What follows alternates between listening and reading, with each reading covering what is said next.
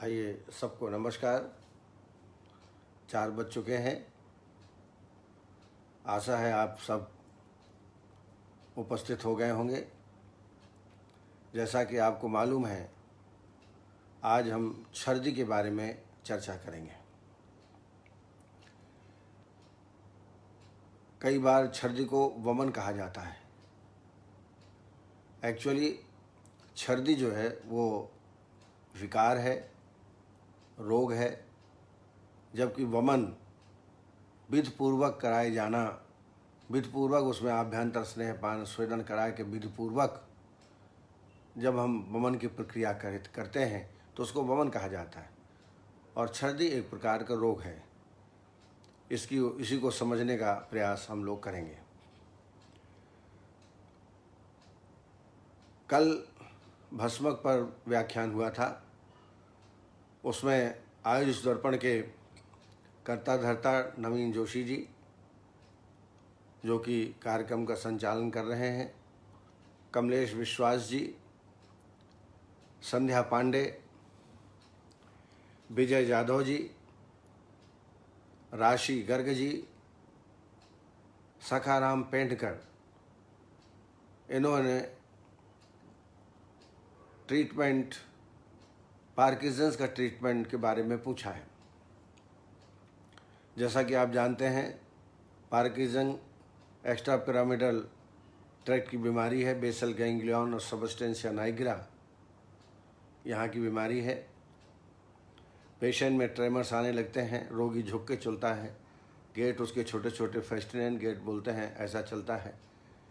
बहुत बढ़ जाने पर यदि पीछे धक्का दे दें तो पीछे की ओर चलना प्रारंभ कर देता है, जिसको रेट्रोग्रेड मूवमेंट कहते हैं। ये भी एक प्रकार की असाध्य व्याधि है। अगर बहुत ज़्यादा एजेड व्यक्तियों में हो जाए तो ये कष्ट साध्य है। फिर भी इसमें कुछ न कुछ तो हम ट्रीटमेंट दे ही सकते हैं। तो इसमें सर्वांग धारा, सष्टिकशाली श्वेद, शिरोधारा, मात्रावस्थी सहचर तेल, दशमूल तेल की,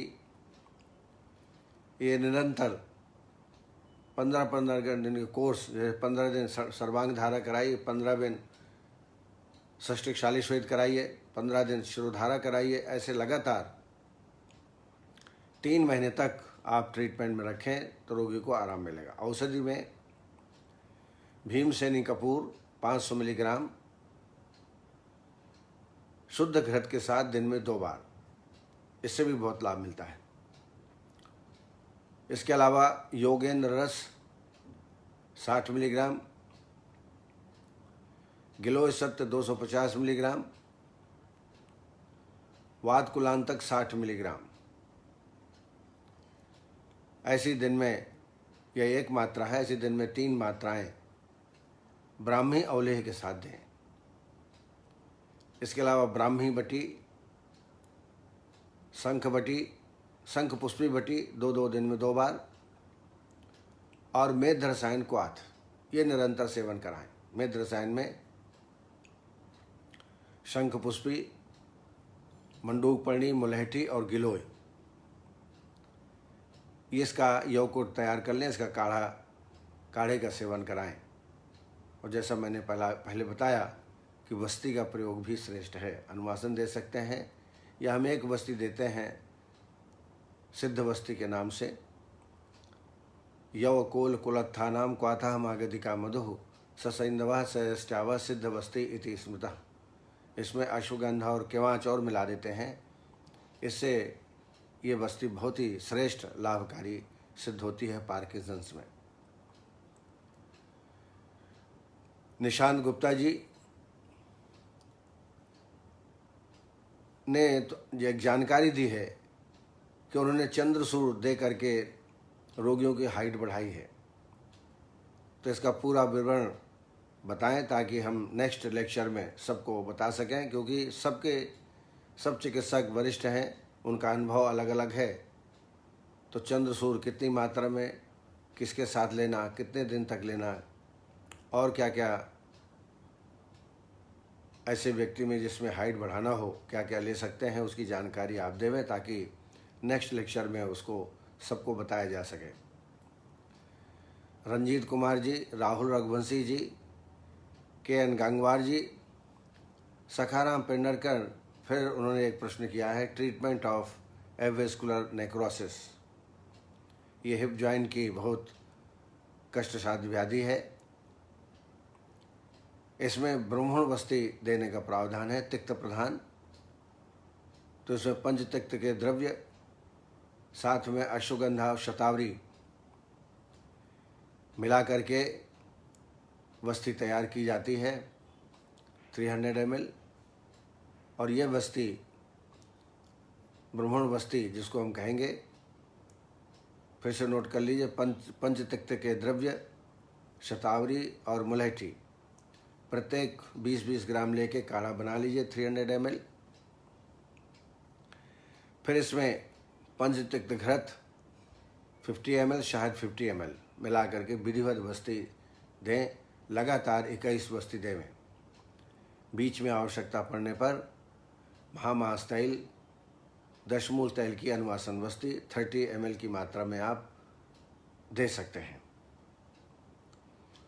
इसके अलावा योगों में गिलोय सत्व, प्रवाल पंचामृत और बृहद्वाच चिंतामणि 60 मिलीग्राम, प्रवाल पंचामृत 125 मिलीग्राम, गिलोय सत्व 250 मिलीग्राम। ऐसा दिन में 2 या 3 बार आमल की रसायन या ब्रह्म रसायन से, ब्राह्मी रसायन से इसका सेवन कराएं। इसके अलावा लाक्षादी बटी भी इसमें अच्छी लाभप्रद होती है। 2 गोली सुबह, 2 गोली शाम, और महायोगराज गुल स्वर्ण युक्त 1 गोली सुबह, 1 गोली शाम। ये लगातार ट्रीटमेंट आप 6 महीने तक देवें, निश्चित रूप से पेशेंट को लाभ होगा, नी रिप्लेसमेंट की ज़रूरत नहीं पड़ेगी। डॉक्टर मोनिका जी, शैलेश स्वामी, देन मोनिका शैलेश स्वामी ने प्रश्न पूछा है कि मानसून में व्यक्तियों में बॉयल्स हो जाते हैं। निश्चित है, जब ज़्यादा जलीयांश वातावरण में रहता है तो ऐसे कभी कभी बॉयल्स हो सकते हैं।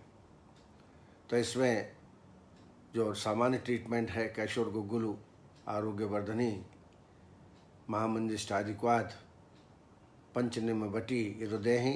साथ में दशांग लेप, जहाँ जहाँ स्पॉट हो, दशांग लेप करीब 20 ग्राम ले लें, 1 कप दूध, इसमें इसका लेप तैयार करें, उसमें थोड़ा शुद्ध घी डाल दें, शुद्ध घृत, और इस लेप को दिन में 2 बार लगाएं। तो बैठने योग्य होगा तो वो बैठ जाएगा, नहीं तो पक के बाहर निकल सकता है। अगर पक जाए तो फिर पंचवल्कल क्वाथ से प्रक्षालन करके या त्रिफला क्वाथ से प्रक्षालन करके जात्यादि तैल या जात्यादि घृत से व्रणपट्ट बंधन कर दें, अगर जरूरी हो तो। वैसे तो स्पोर्ट में व्रणपट्ट बंधन नहीं करना चाहिए, ओपन रहे तो ये अच्छा है। देवेंद्र पाटिल जी, थायराइड का ट्रीटमेंट चाहते हैं। मैं एक आपको अनुभूति योग आपको बता रहा हूँ, शायद मैंने पहले भी बताया था। नदियों तालाबों में जलकुंभी बहुतायत में मिलती है, मोटे मोटे पत्ते रहते हैं, इसके फूल बड़े सुंदर होते हैं। जलकुंभी पत्तों को तोड़ करके उसको सुखाएं। अगर धूप निकलती है तो 2-3 दिन में सूख जाते हैं, धूप नहीं निकलती तो थोड़ा टाइम लगेगा। और जब वो पूर्णतः सूख जाएं तो उनको जला दीजिए।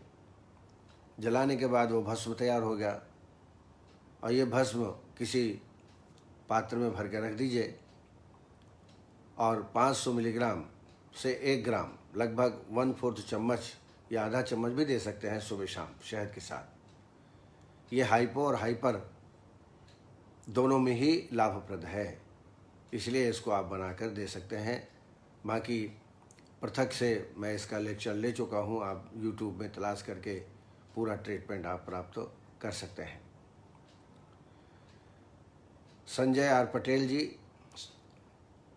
उषा तभानी जी, ज्योत्सना जी, ज्योत्सना बाथम जी, आर इंडिया, जयन नौटियाल जी, सुनील रातौरी, कुलभूषण हसीजा, विकास चौधरी जी, चरित्र मूर्ति, शिल्पा पालस्कर, गिरिराज प्रसाद शर्मा, राजा अग्रवाल, रीना शर्मा, माधव मिश्रा, हेमंत शाह, गौरव जी, कुलदीप सिंह, बलराज कंबोज और निशांत गुप्ता जी, ये सब ये कार्यक्रम को निश्चित रूप से अच्छी तरह देखते हैं। एक डॉक्टर श्यामा जी, इन्होंने पूछा है जिंको बायोलोबा के बारे में। तो जिंको बायोलोबा यह एक चाइनीज़ प्लांट है और इसके अनेक तरह प्रयोग हैं, खालित पालित में भी हैं, ब्रह्मण के लिए भी हैं, न्यूरोलॉजिकल, एंटी टॉक्सिक, एंटासिड, बहुत सारी इसकी वर्णन आप देखेंगे गूगल में तो आपको प्राप्त होगा। लेकिन चूंकि चाइनीज़ पौधा है ये, इसलिए इसका हिंदी नाम देना कठिन है और यहाँ इंडिया में ये पाया भी नहीं जाता है। इसके बारे में यदि कोई और जानकारी प्राप्त होगी तो आपको निश्चित देने का प्रयास करेंगे। अब आइए छर्दी पर बात कर लेते हैं। छर्दी जैसे मैंने बताया यह एक रोग है, हालांकि इसका आधुनिक दृश्य वोमिटिंग कहते हैं, लेकिन जब हम वमन कराते हैं, वोमिटिंग कराते हैं तो विधिवत कराते हैं, वाह्य अभ्यंग, वाह्य स्वेदन, अभ्यंतर स्नेहपान, स्वेदन आदि देकर फिर वमन कराते हैं। लेकिन छर्दी एक प्रकार का रोग है। ये छर्दी विरुद्ध आहार के सेवन करने से अकस्मात उत्क्लेशित दोष मुख में आच्छादित करते हुए अंग प्रत्यंग को तोड़ते हुए मुख मार्ग से जब बार बार ये वेग निकलता है तो उसको छर्दी कहा जाता है। दोषान उदीरन वृद्धान उदानो व्यान संगतः ऊर्ध्वम आगच्छन्ति भृशम वृद्धाहार सेवनात्। दोषान उदीरन वृद्धान, जब दोष वृद्धि हो जाते हैं वृद्धाहार के सेवन करने से, तो उदान और व्यान की प्रेरणा से अचानक मुख के द्वारा जो द्रव्य बाहर निकलता है उसे ही हम छर्दी कहते हैं। आचार्य सुश्रुत और आचार्य चरक ने छर्दी रोग का पृथक से अध्याय वर्णन किया है। बड़ा विस्तृत वर्णन छर्दी का प्राप्त होता है। इसके निदानों में देखें तो अति द्रव का सेवन, बहुत अत्यधिक यदि कोई पानी पीता है तो अग्निमान होकर के छर्दी की उत्पत्ति हो सकती है। अत्यधिक स्निग्ध का भोजन करना, विरुद्ध आहार विहार का सेवन करना, असात्म्य, अप्रिय और अति मात्रा में अकालज भोजन करना, आम दोष की उपस्थिति, भय, उद्वेग, अजीर्ण, कृमिरोग, अध्यशन और सगर्भावस्था, इन कारणों से छर्दी की उत्पत्ति होती है। यदि आधुनिक कारणों का विचार करें तो ब्रेन ट्यूमर का प्रमुख लक्षण छर्दी है। Brain tumour, meningitis, tinnitus problem, increased cranial pressure due to any reason, flatulence, gas बनना, इंडाइजेशन, गैस्ट्राइटिस और due to toxic material such as poison, इसके लेने से भी छर्दी की उत्पत्ति होती है। आइए संप्राप्ति का विचार करें तो ये निदानों का सेवन करने से, लगातार सेवन करने से दोषों का प्रकोप होता है, खास तौर से कफ और वात।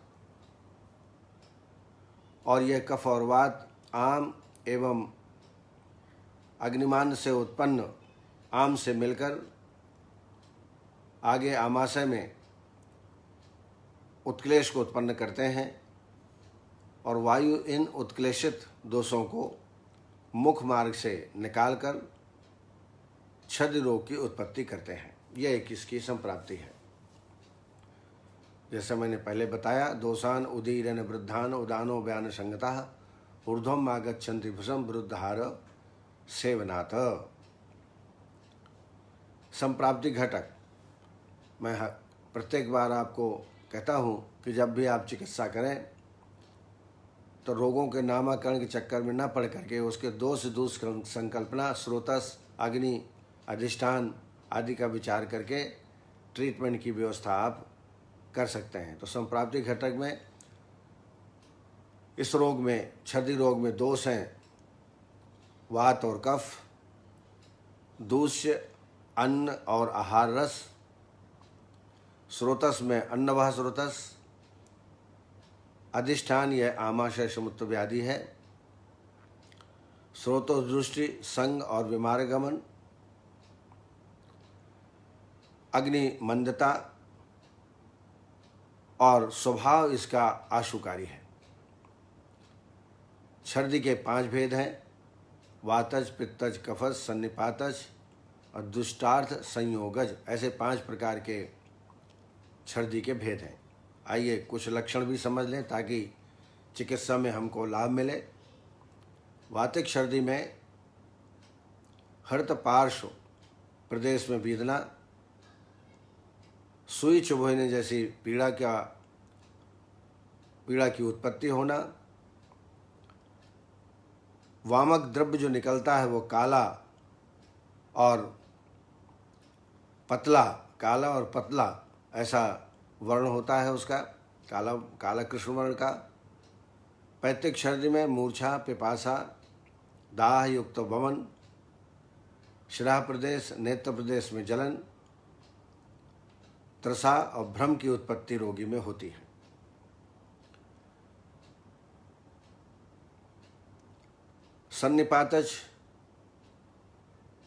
सन्निपातज में उदरशूल, पाक न होना, अरुचि, दाह, तृष्णा, श्वास और अम्ल युक्त वमन का होना। कफज के लक्षण तंद्रा, मधुरास्यता, प्रसेक, अधिक निद्रा, तृप्ति, अरुचि और गौरवता, ये लक्षण रोगी में मिलते हैं। और दुष्टार्थ संयोगज में मुख्य लक्षण हैं इनके उदरशूल, हल्लास,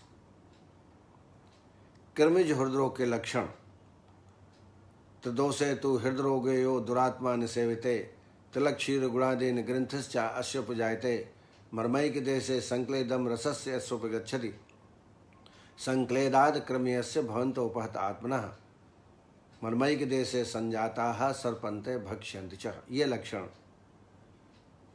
दुष्टार्थ जन्य में मिलते हैं। अब आइए उपद्रव के बारे में चर्चा। पहले सामान्य लक्षण देख लें। सामान्य लक्षण में वेग पूर्वक अचानक मुख से अन्न की प्रवृत्ति होना, मुख में वैरस्यता की उत्पत्ति, अंगों में पीड़ा होना, ये मुख्य लक्षण छर्दी के हैं। जब अधिक मात्रा में हो जाए तो अनेक प्रकार के उपद्रव भी हो सकते हैं, जैसे काश, श्वास, ज्वर, हिक्का, तृष्णा, थकावट, हृदय रोग और आंखों के सामने अंधेरा छा जाना, ऐसी अनुभूति। असाध्य के लक्षण देख लें। जो व्यक्ति दुर्बल हो, क्षीण हो, वेग छर्दी के अधिक आ रहे हो तो असाध्य है। छर्दी के साथ साथ काश और श्वास की उत्पत्ति हो तो भी असाध्य की श्रेणी में है। रक्त एवं पूजन छर्दी हो तो भी असाध्य है। छर्दी लगातार होती रहे और चंद्रिकाएं दिखें, रक्त की चंद्रिकाएं दिखें और मलमूत्र जैसे गंध आने लगे वामक मटेरियल्स में, तो समझ लीजिए ये छर्दी असाध्य है। अब आइए चिकित्सा के बारे में समझ लेते हैं। तो जैसे मैंने बताया, ये आमाशय समुत्थ जन्य व्याधि है, इसलिए इसमें लंघन, आमपाचन और वमन ये चिकित्सा सिद्धांत के रूप में हमें छर्दी में करना चाहिए। आमाशय उत्क्लेश भवाहि सर्वा छर्दो मतस्तथा लंघनम यो तस्मात् प्रकारेत मारुज्याम विमुच्य संशोधम कफ पित्तहारी च। कफ पित्त शामक चिकित्सा रोगी में करना चाहिए। अब आइए दोषानुसार चिकित्सा का विचार कर लेते हैं। अगर वातज लक्षण मिलते हैं छर्दी में तो उसमें लंघन अर्थात शोधन नहीं कराना चाहिए। हल्का से लंघन दे सकते हैं लेकिन शोधन बिल्कुल नहीं। ऐसे रोगी में वातज छर्दी में घृतपान 10 to 50 ml भोजन के काल में कराएं। घृतपान शुद्ध घी और मांस रस के प्रयोग से वातज छर्दी में लाभ प्राप्त होता है। अगर मांस रस का कोई सेवन न करें तो कृष्णा घृतयुक्त सेवन कराएं तो रोगी को आराम मिलेगा। पित्त छर्दी में निश्चित है वमन सर्वश्रेष्ठ चिकित्सा है। वमन भी कराएंगे तो चूंकि छर्दी है विरुद्ध विहार के सेवन से हुआ है तो त्रिफला घृत से या त्रिउष्णाद घृत से आभ्यंतर स्नेहपान करा के और फिर आप वमन कराएं। दृष्टार्थ संयोग में मनोनुकूल वचन आहार आदि का प्रयोग करें, उसको आश्वासन दें, निदान परिवर्जन कर दें, क्योंकि दुष्टार्थ जो है स्पष्ट निदानों से ही होता है। निदान का परिवर्जन इसमें बहुत आवश्यक है। इसके अलावा इलाज बटी, लवंगाज बटी 2-2 गोली दिन में 2 बार, एलादि चूर्ण 5 ग्राम दिन में 2 बार, विडंगादि चूर्ण, अभिपत्तिकर चूर्ण और दादिमाष्टक चूर्ण। दादिमाष्टक इसके लिए बहुत अच्छा है। बार बार 1-1 घंटे में आप इसको 1-1 चम्मच आधा चम्मच खिलाएंगे दादिमाष्टक चूर्ण तो तुरंत वोमिटिंग रोगी की बंद हो जाती है। काढ़ों में गुड़ चादिक्वाथ, चंदनादिक्वाथ, उशी रासो, चंदनासो इनका भी प्रयोग रोगानुसार किया जा सकता है। संशमनार्थ घृत का प्रयोग भी करते हैं हम। त्रिउष्णाद घृत या कल्याण घृत, इसका सेवन 10 से 15 ml भोजन के काल में कराना चाहिए।